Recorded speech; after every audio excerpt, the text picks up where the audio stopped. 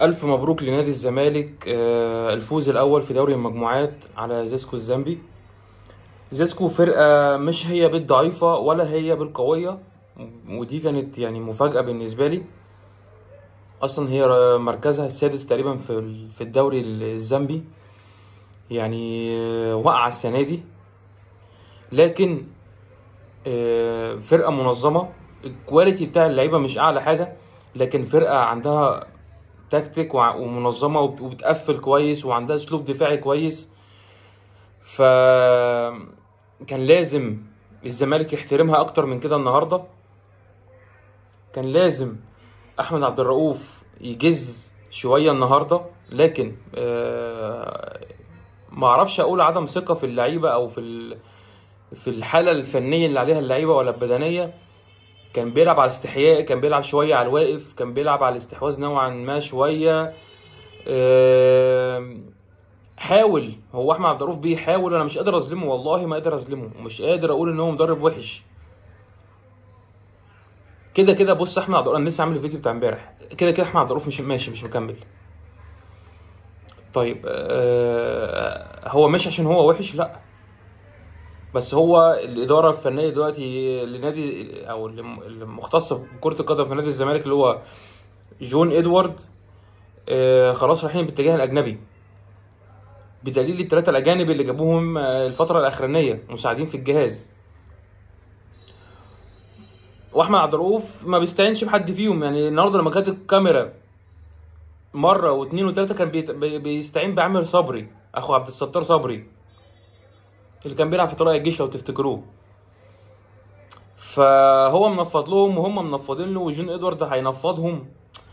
فحاجه استغفر الله العظيم، حاله من التخبط الفني بلا داعي، بلا داعي. ما هو انت كده كده عايز تمشيه، طب ما تسيبه بام جهازه، ما تشتتهوش، ما تقللش ثقه اللعيبه فيه، خلي اللعيبه تحترمه، تنفذ تعليمات. انا يعني النهارده شفت شويه حاجات بصراحه، يعني هي ما عملتش جدواها، يعني نوعا ما لفقر عمر جابر الفني.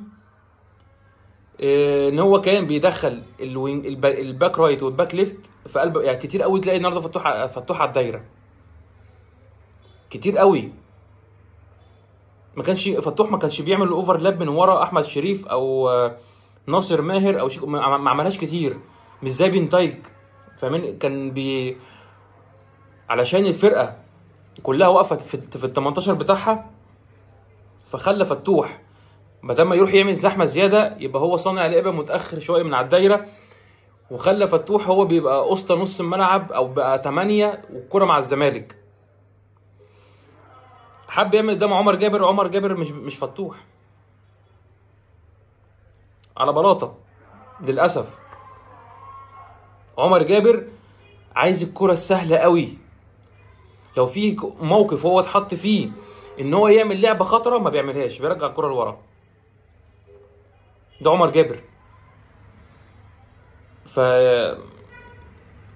يخلي بزيرة واحمد شريف يعملوا روتيشن او يخشوا قلب الملعب، ولما يخرجوا هما يخش عمر جابر وفتوح لقلب الملعب. دي حاجات انا شفتها النهارده، طبعا اتت بجدواها؟ لا. هل هم مثلا لما عملوا كده لخبطوا لعيبه زيسكو؟ لا، ما حصلش. لعيبه زيسكو واقفين تكتيكيا واقفه محترمه محترمه محترمه بصراحه.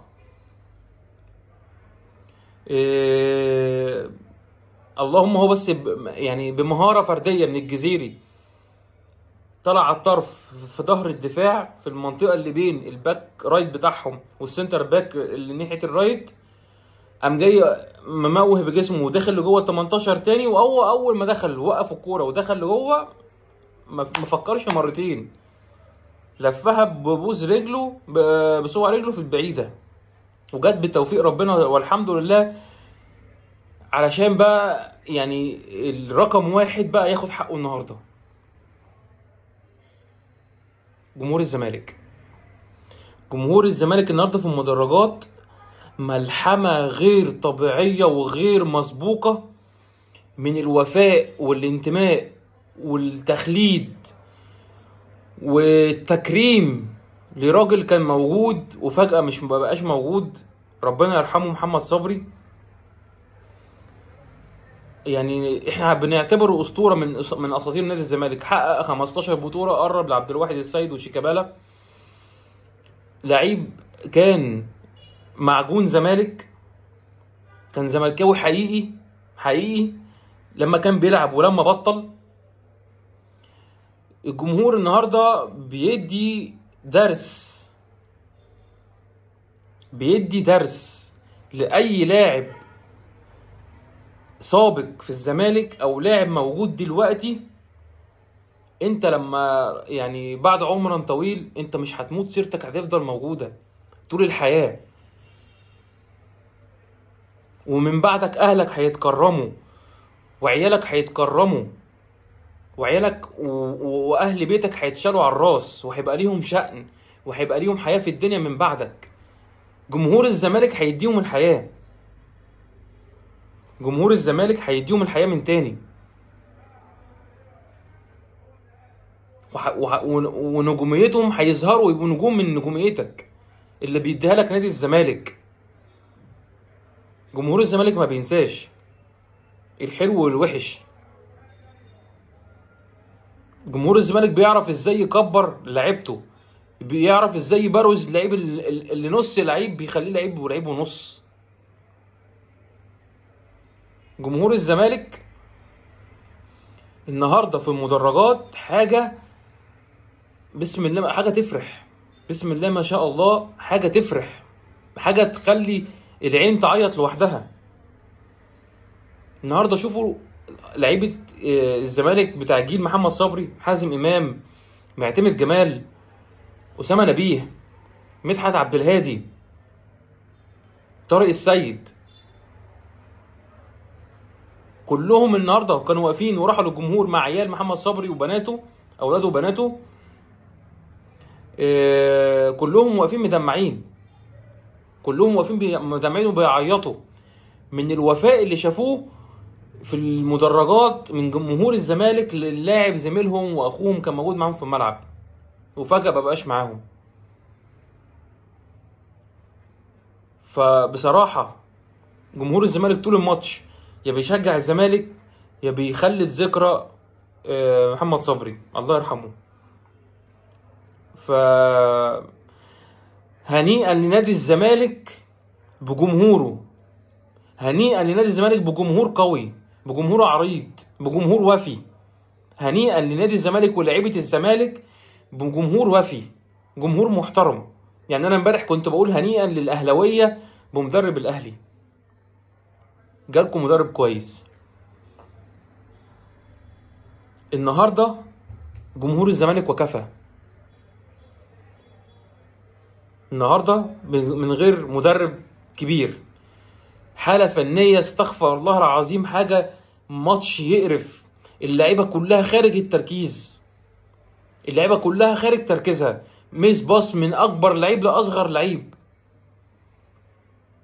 اللهم بس بزيرة عمل شويه مهارات من بتوعه وعدى من واحد والتاني، بس بيلعب لوحده في فرقه فاضيه، بيلعب لوحده هو فتوح في فرقه استغفر الله العظيم ما فيهاش وينجات، ما فيش وينج شمال وما فيش راس حربه عدل وما فيش نص ملعب. دونجا بيطلع من الملعب بقى دونجا، بقى نقطه الضعف عندنا. متخيلين السنه اللي فاتت زي دلوقتي كنا بندور ان دونجا يمشي، وقلنا وكتير قالوا عليه هجاص وكتير قالوا عليه مش عارف ايه وكتير قالك ده ملوش لازمه.